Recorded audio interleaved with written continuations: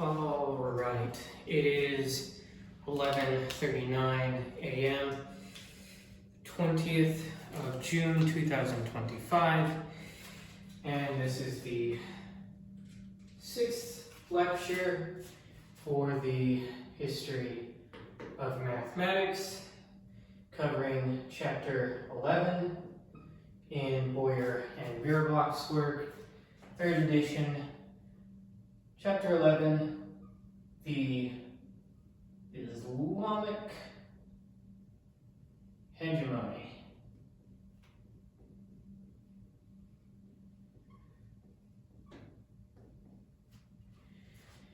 So, civilization that we're looking at today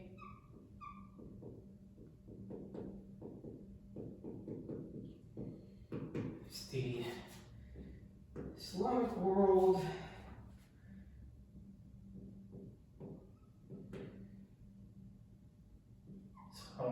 Going to be around the Arabian Peninsula, where Persia is, and northern Africa.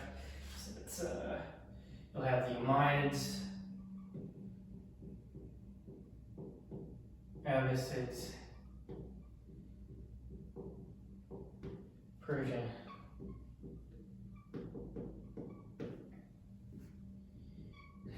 They've been in the news recently. And Andalusian. Let me check the camera real quick, see if it's rolling. Alright, we're good. So, the time period, the Islamic Golden Age.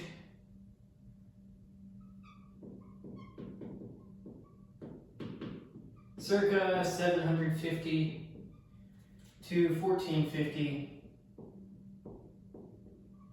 AD.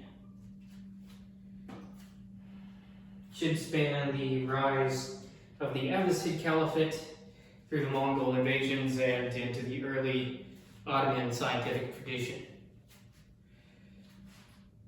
Some major figures we're going to be looking at, we're briefly discussing. Al-Khwarizmi, notable for algorithms, or just algorithm, and algebra. Ibn Hora,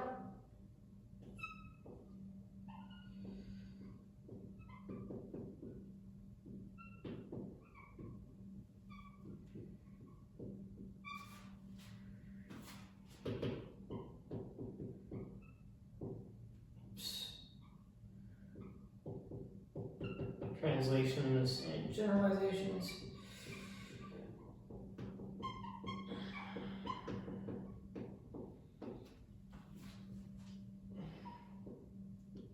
Omar Khayyam. Pronunciation is going to be a little less iffy than the one I did the lecture previous, but still going to be pretty iffy. Conics, cubics, geometry.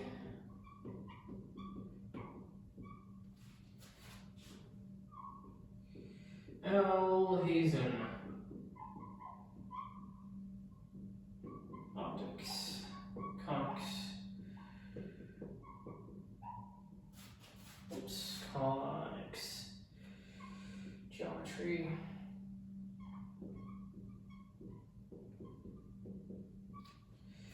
Al-Kashi.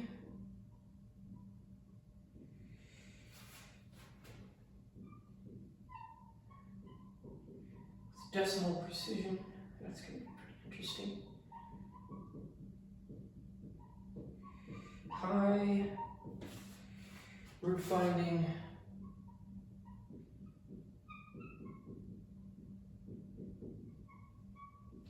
And finally, Al-Kashi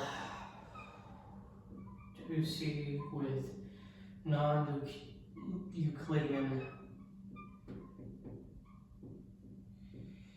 precursors.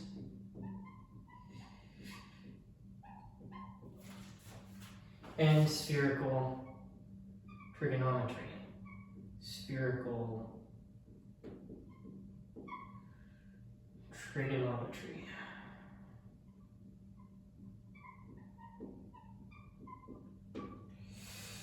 So, these are the main figures we're going to be briefly looking at.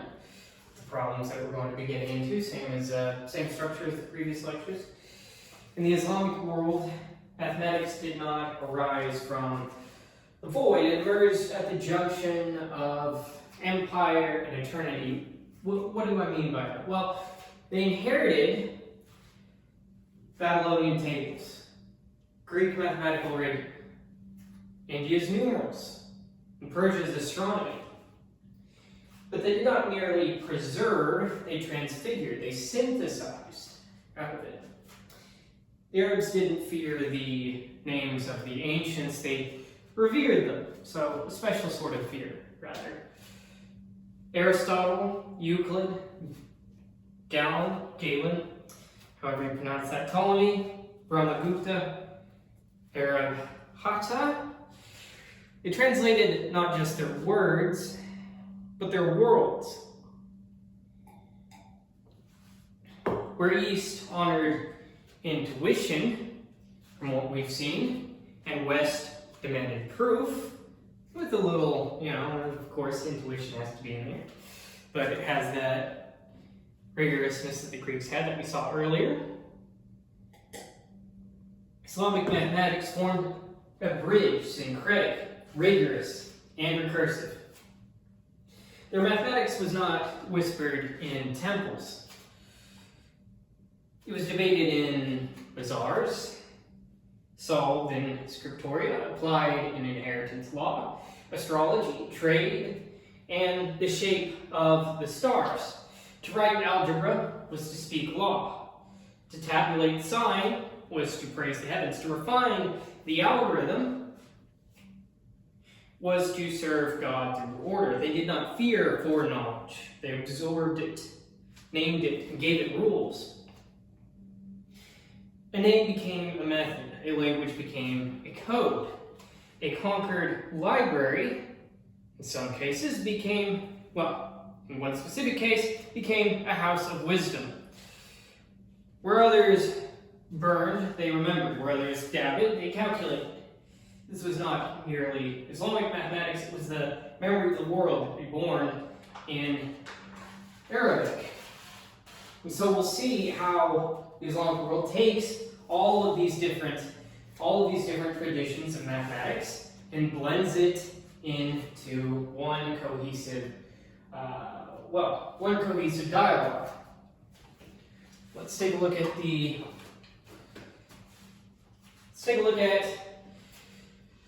where our civilization stands, what that might mean. Just geographically speaking, it's basically Old Persia. So let's look at you have Greece here, and Turkey, modern Turkey. There's that Black Sea over there. And you have the Mediterranean Sea over here. You have Italy. So it's a boot. And there's Tunisia. So I'll try my best to draw it. Not exactly an artist. So this is the best that we're going to get so far. Alright, let's erase this. And there we go, that's better. Okay. So you can kind of make out there's Turkey, there's Greece, there's Italy-ish. Over here, boot, Tunisia, Egypt. Oof. Okay. Okay, we'll just say that this is the Red Sea. This is the basics of the world we're looking at. So usually it's around here, North Africa, touching all the way to Tunisia, sometimes even further. The Ottomans got pretty close to the Roman Empire structure, except in the west. extending all the way up through the Balkans. But for now, let's just look at the borders, rough borders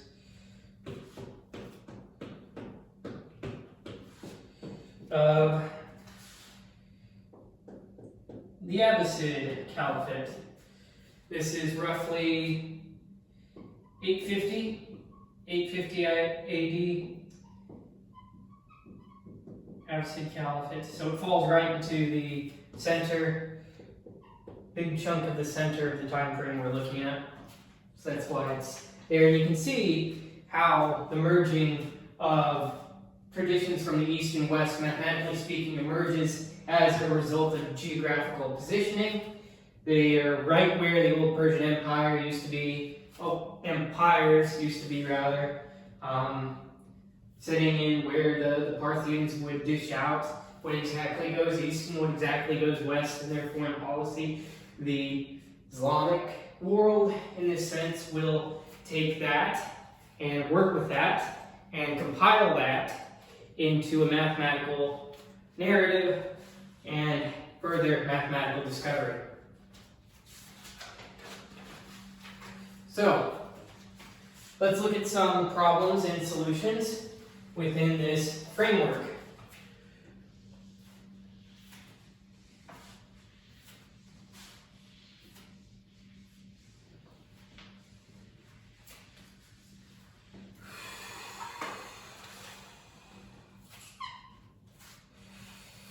So, I mentioned earlier the notion of conquest.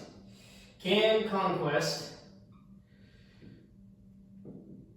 become calculation?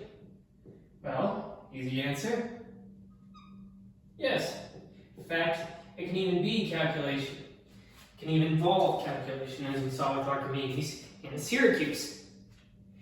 The 7th century saw the rise of Islam as a unifying force, politically, theologically, and eventually, intellectually. Yet the early conquests, as some of you may know, were not scientific in nature. They were tribal, theological, and imperial, just as most any other empires have been before.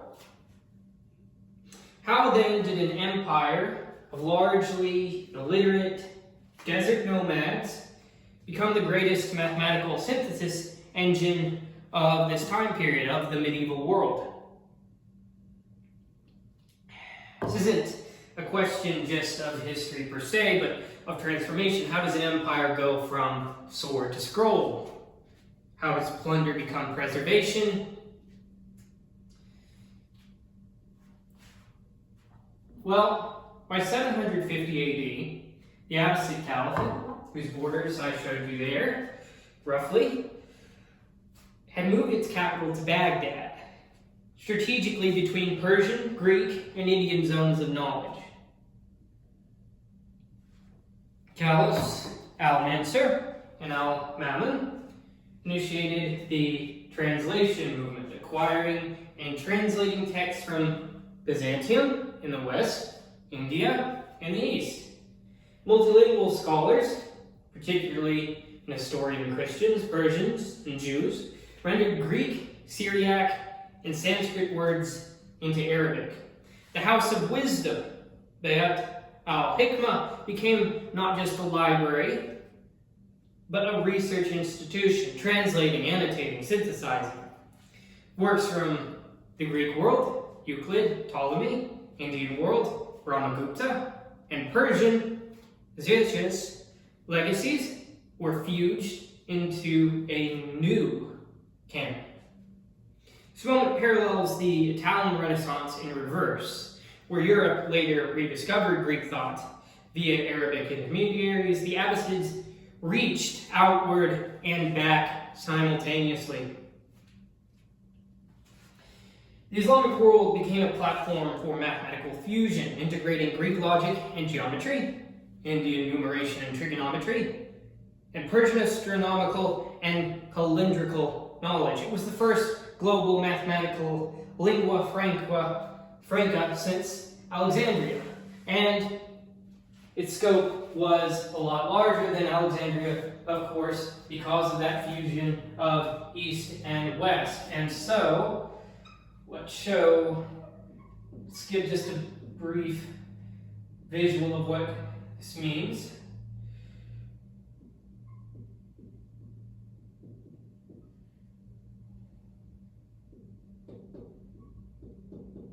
Just a handy little diagram, because why not?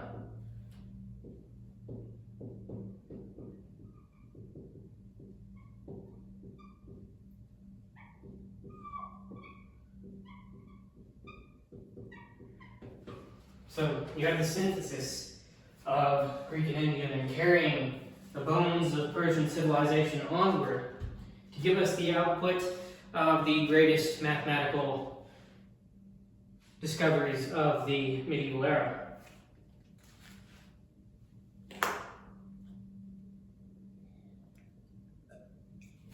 So, like I said earlier, yes, conquest can become calculation, but here we have the specific way in which it did, the specific structure in which it did.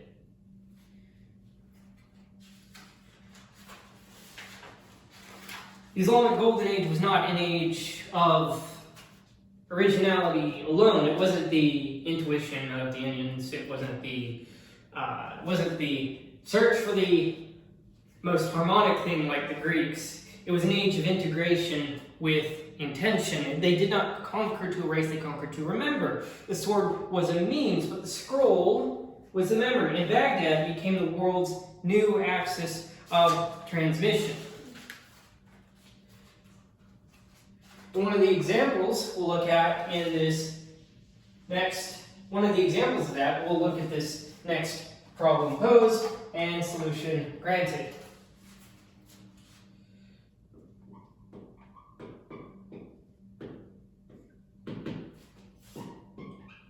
Can a name become a system? Now, as we looked at with the Greeks, before variables there were shapes, before symbols there were steps, literal ones sometimes in the case of looking at altars and whatnot, walked out in geometry. Al-Khwarizmi did not need symbols to solve quadratics. He used spatial logic, structured vision, and labeled area. The specific figure that's in mind is just a simple square with rectangles around it.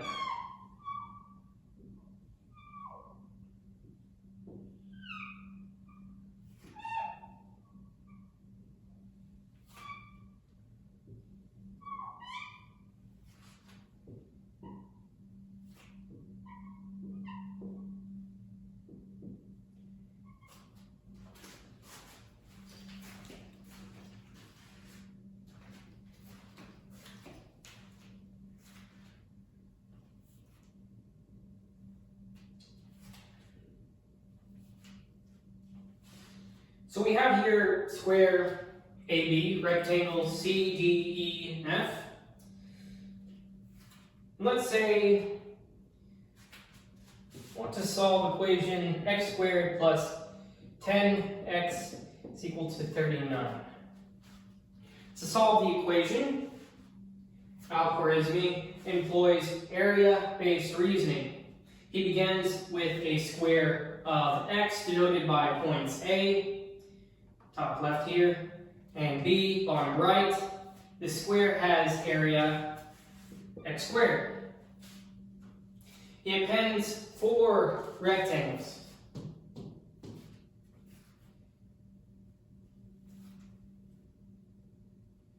Each rectangle has one side length of x and the other of length 5. These represent the 10x term. To truly complete the square, the 4 small corner squares, unlabeled,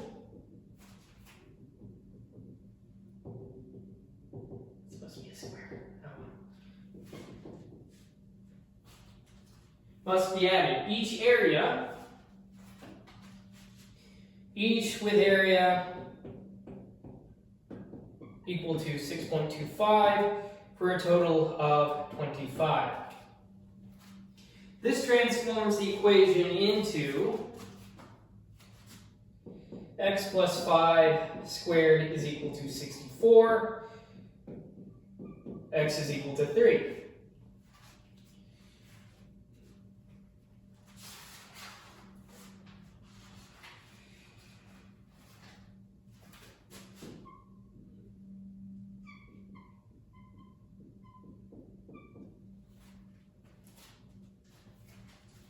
Modern students often encounter collating the square as just a symbolic maneuver, symbolic manipulation. Al-Khwarizmi shows it is a spatial transformation. Each label, from A to F, carries an operational weight. It encodes the structure of the equation geometrically. This is not just a diagram, this is an algorithm without words. A function rendered in rectangles, a solution made spatial. Al-Khwarizmi's algebra lives in the space between A and B, around the rectangles F, C, D, and E. The answer is not after the geometry, it is the geometry, where modern math compresses the expanded, where we symbolize the constructed. And his legacy is not in algebra's name, but in its first true shape.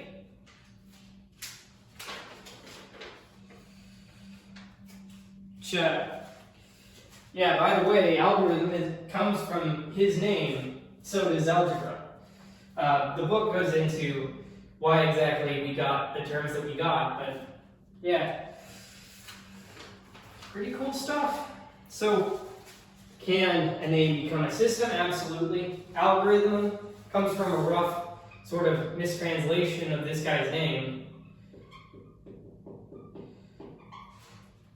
Algebra, algorithm. Now, let's look at another problem and then another solution.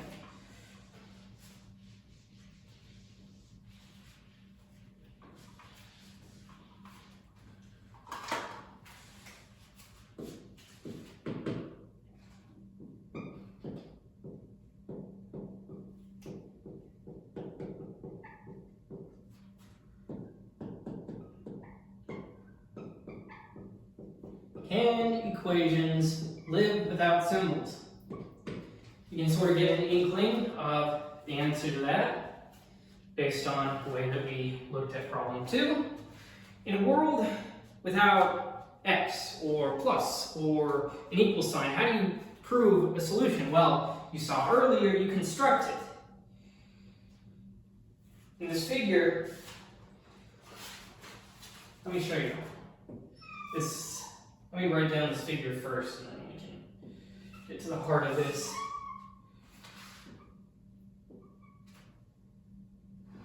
Oh, no. Oh, no. Okay.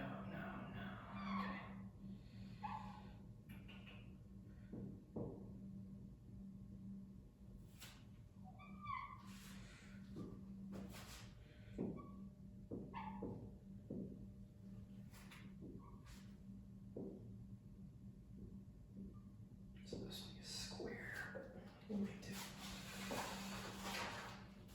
It's supposed to be G. There we go.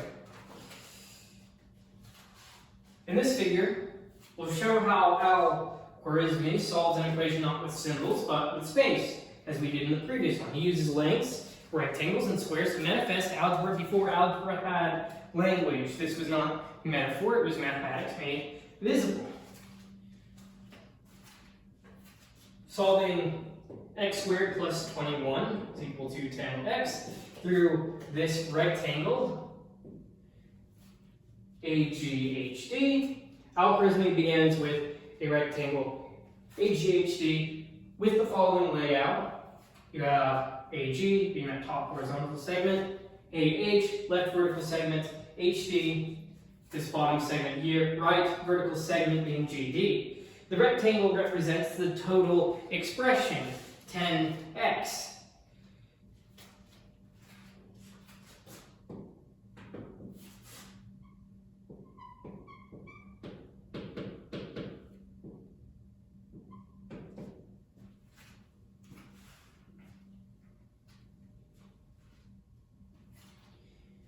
Inscribe a square AHB. From a point A, a square is drawn down and right to an internal point B, forming square AHB of area x squared. Identifying the remaining area in the rectangle TGED represents the difference. 10x minus x squared is equal to 21. Extend the geometry into rectangle EDCL. From point D, the rectangle is extended horizontally to a point L and vertically from E to C, completing the rectangle EDCL. Completing the square, complete the square ENCM by enclosing the extended shape in a final square labeled ENCM. Al-Khwarizmi reconstructs the full area. The x plus 5 squared equals 64, x equals 3.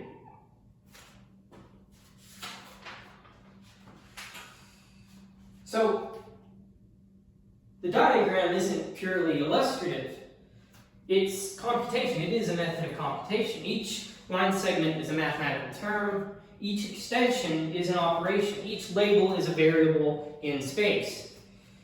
This isn't algebra done in space. It just was. It is space as algebra, as we saw with the Greeks.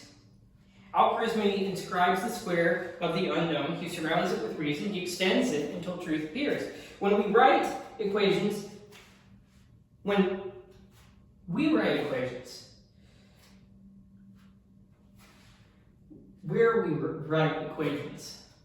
he draws bounds.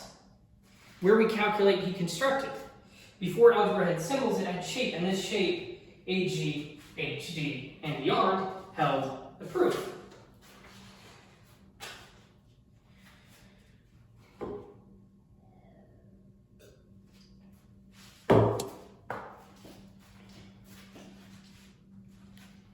Now, let's look at something they did that the Greeks couldn't do, really.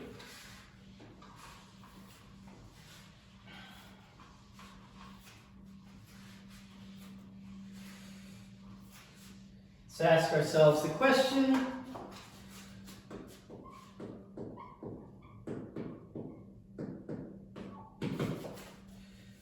can we solve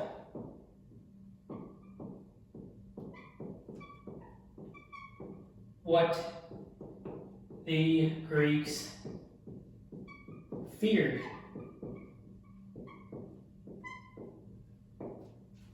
For the Greeks, geometry was a language of form, but some forms were left unsolved, unattended to.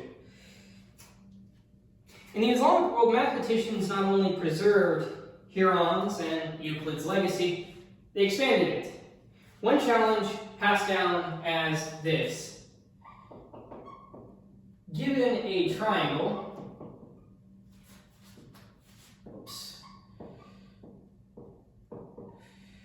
can you inscribe a rectangle such that all side ratios and hypotenuse conditions are satisfied?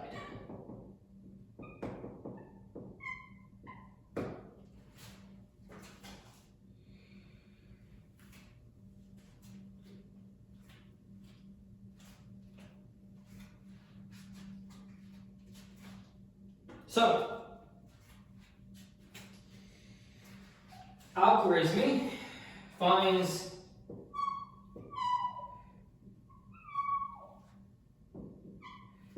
this triangle. The sides are 10 units. The left and right sides are 10 units each. The horizontal base is split into 3 segments. Left being 3 and 3/5, middle being 4 and 4/5, the right being 3 and 3/5 in length. Finds the hypotenuse of either of these smaller triangles to be 6.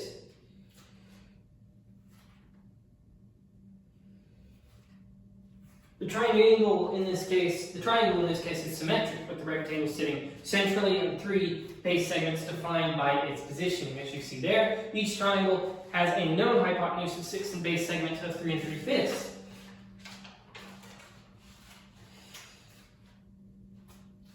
The problem encodes a quadratic structure solved through geometry. Use the Pythagorean theorem on each side of the triangle.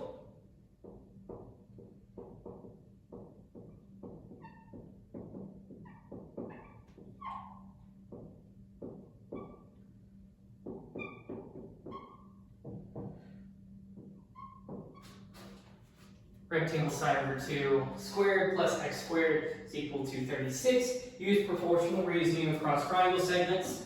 Solve the resulting quadratic to find the side of the square, 4 and 4/5. We have that accurately labeled here.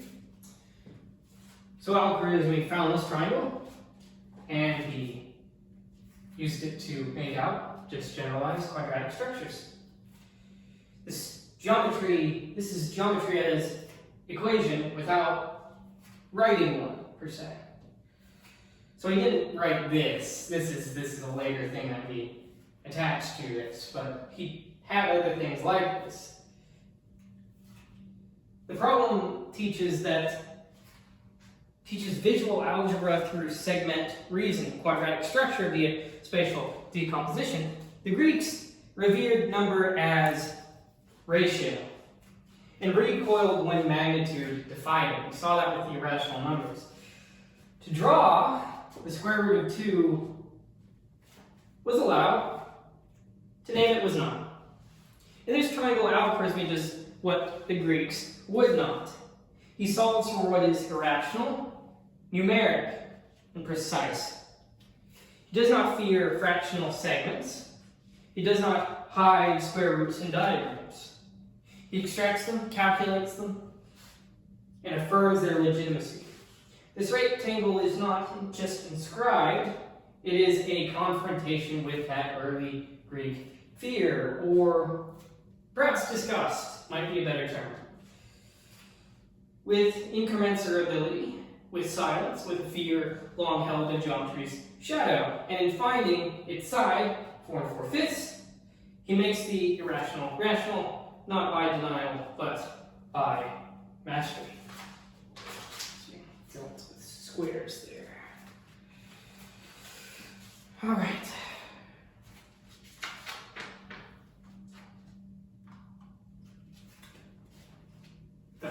Literally, that wasn't fully rational, it's just metaphor. All right.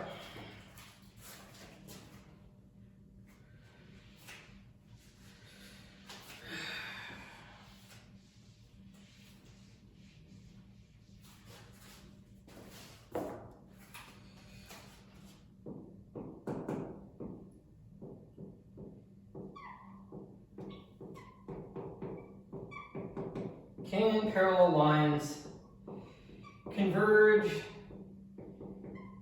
in dream? And there's an interesting story to go about this, but let me check the camera real quick. Good to go. Not all axioms are created equal. In Euclid's Elements, the 4 postulates are clear and constructed, but the fifth ran roughly as follows. If a straight line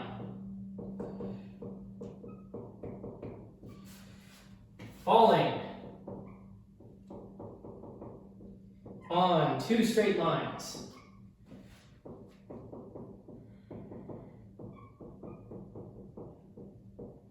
makes the interior angles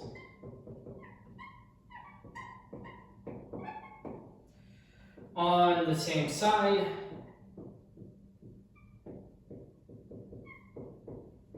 less than two right angles.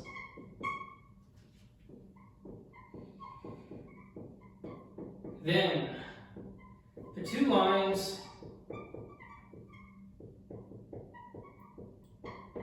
if extended indefinitely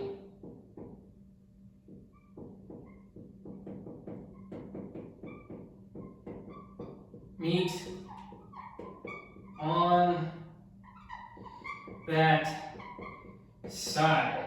So you can kind of see it's pretty long, it's filled with caveat after caveat, and it's just clunky.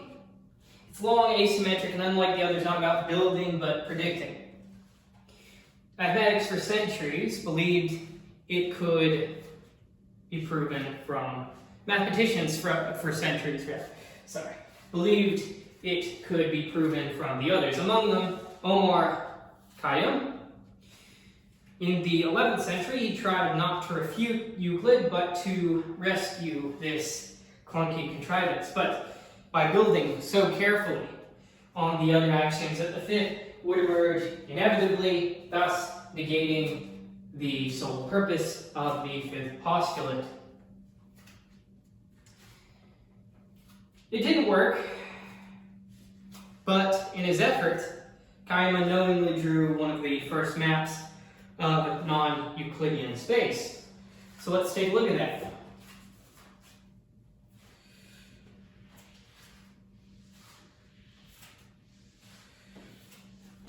So, rephrase, given a line and a point not on it, there is exactly one line through that point that never intersects the original, a unique parallel.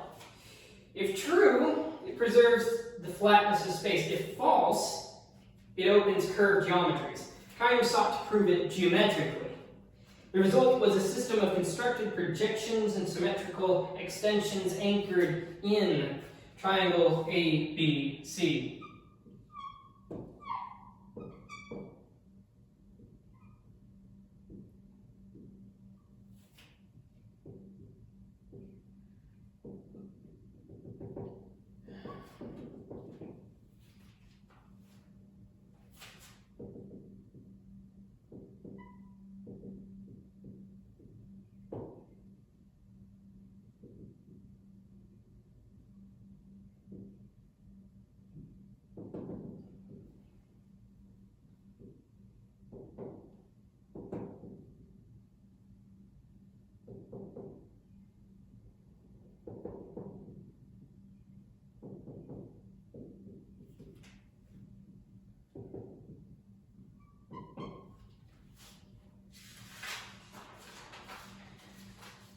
So, triangle ABC is formed with apex A, base BC. Sides AB and AC are, I was going to say equal, kind of. Okay. Lines are drawn from A to B prime, to P and C prime, subdividing the triangle. Below the triangle ABC emerges the projected quadrilateral BCB double prime C double prime, constructed by extending B to B double prime to B triple prime, extending C prime to C triple prime, and C to C double prime. This forms a grid of nested or adjacent quadrilaterals. Each segment projects the assumptions of Euclidean space into deeper layers, testing if perpendicularity, equal length, and angular symmetry alone guarantee uniqueness of parallels.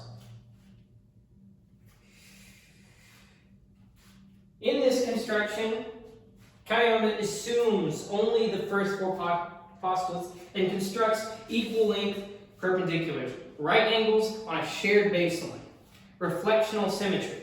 He hopes that the resulting structure can only be consistent if the fifth postulate is true, but his logic quietly reintroduces the postulate's essence, illustrating its indispensability. It's a circular reasoning. Students often learn the fifth postulate as an abstract curiosity. Khayyam shows it as a geometric keystone. This figure demonstrates that assumptions shape structure, that geometry can be interrogated visually, of course, that failed proofs can birth new truths. Here, well, Euclid's fifth postulate was never really comfortable in the same way that the others were, but it was necessary. Khayyam thought he could coax it from the other axioms and vary it in irrelevance. Well, not necessarily vary it in irrelevance, but solve it in a way, solve its clunkiness.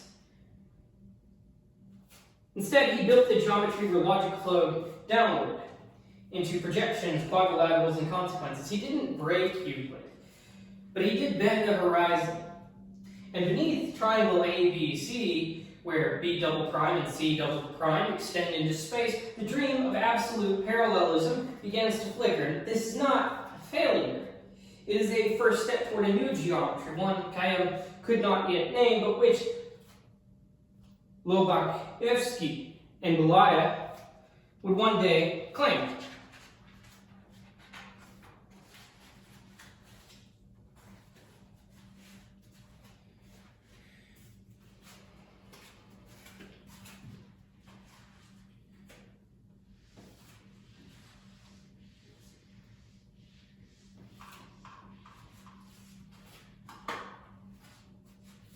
Now, let's look at a different problem. Can the infinite be tamed with digits? So, before mathematics could reach for infinity, it had to learn how to count, right? Not estimate, but count. With place, with shape, with permanence. In India, as we saw earlier, numerals were elegant and positional. But in the West, they were cumbersome and additive. But it was the Islamic world that transformed these numerals into structure. A language not only of value, but of logic, symmetry, and portability.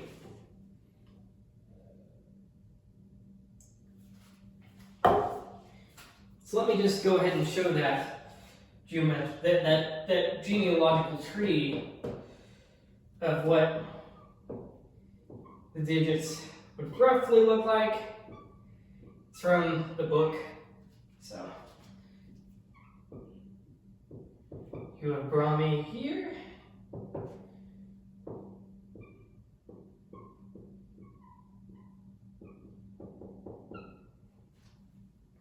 Sanskrit, Gari. Oh, whoopsies. Nope, that's not right. Okay.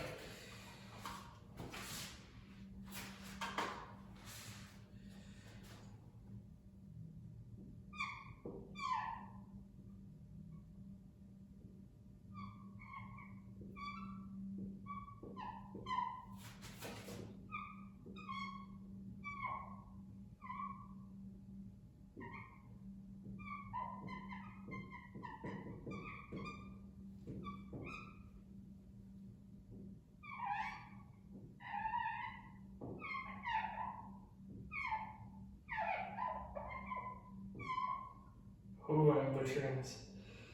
But there's it's inscribed in the book, but try my best.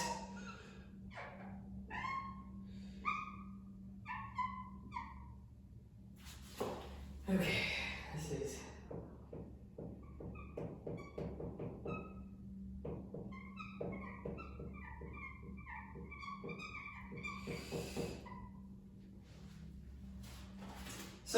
we have here just a brief overview of the digits and numerical lineage from Brahmi.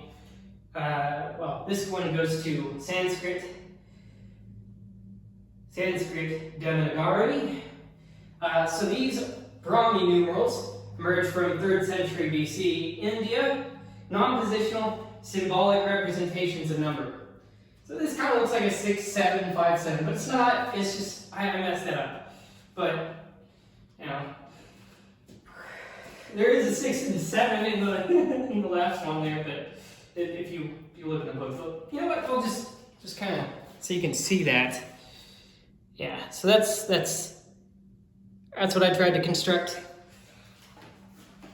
Okay.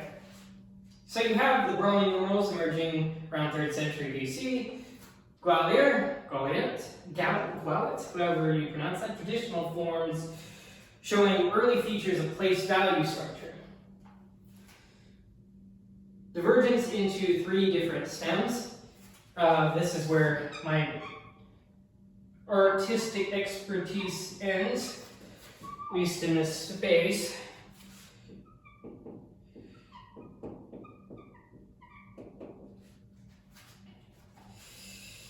So you have the Gobra numerals, which would later be used in Islamic Spain and North Africa. Sanskrit, Devanagari, retained in Indian mathematical traditions. East Arabic, dominant in Mesopotamia and Persia. Later on, from these would converge species,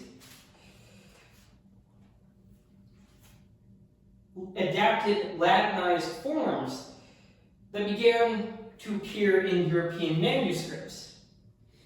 By the 15th and 16th century in Europe, we have final recognizable Western digits, including forms published by Albert Dürer.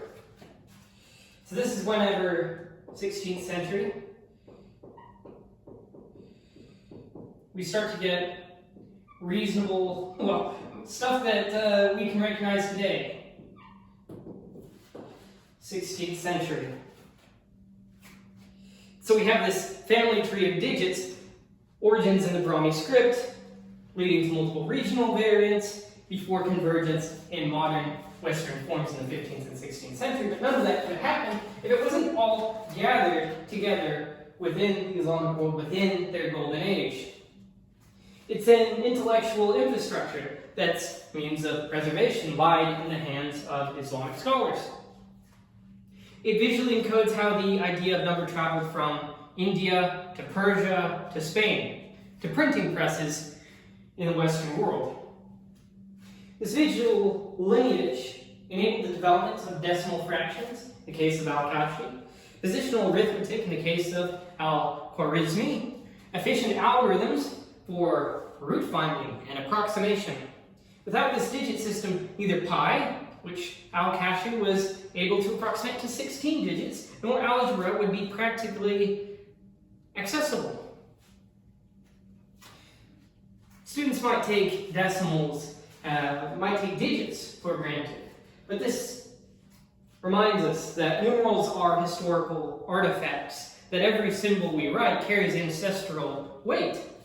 That calculation is made possible by forgotten transmission. Before you contain the infinite, you must first agree on what 4 looks like. So this tree is not just decorative, it's foundational. It shows how number became not only countable, but drawable, portable, and calculable. The Islamic world did not invent our digits. Sure, it carried them, though. It clarified them and passed them forward. Every equation you solve is written in the alphabet they refined.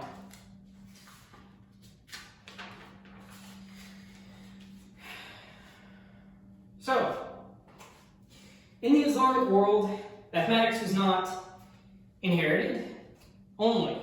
It was reassembled. Fallen temples, forgotten scrolls, they used these to build a house of wisdom.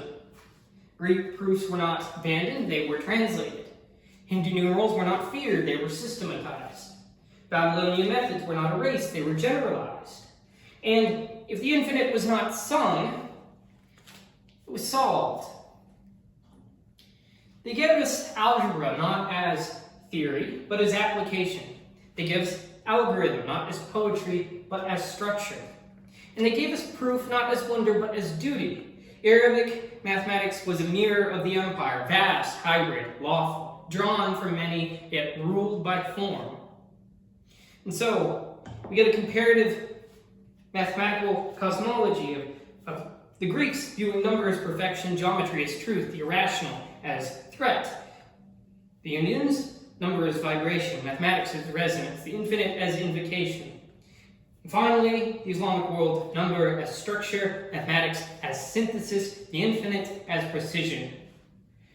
So, unlike the West, which defined itself in relative isolation, or the East, which often sought continuity over convergence, the Islamic world stood at the crossroads of mathematical resurrection. It did not invent from scratch, it resurrected, reformed, and recombined. From the bones of Persia, the proofs of Greece, and the verses of India, it forged a new axis, one that synthesized East and West in equal measure. This was not imitation, this was an act of alchemy in a sense, and algebra was its philosopher's stone. Each civilization did not merely inherit mathematics, it re-encoded it to fit its metaphysical soul. So, imagine this, you are al-Khwarizmi or Khayyam, or an anonymous translator in a house of wisdom. You hold the knowledge of 4 worlds, Greek, Hindu, Babylonian, and your own. No printing press, no symbols, only law, light, and a desire to preserve. What will you name? What will you solve? And who will remember?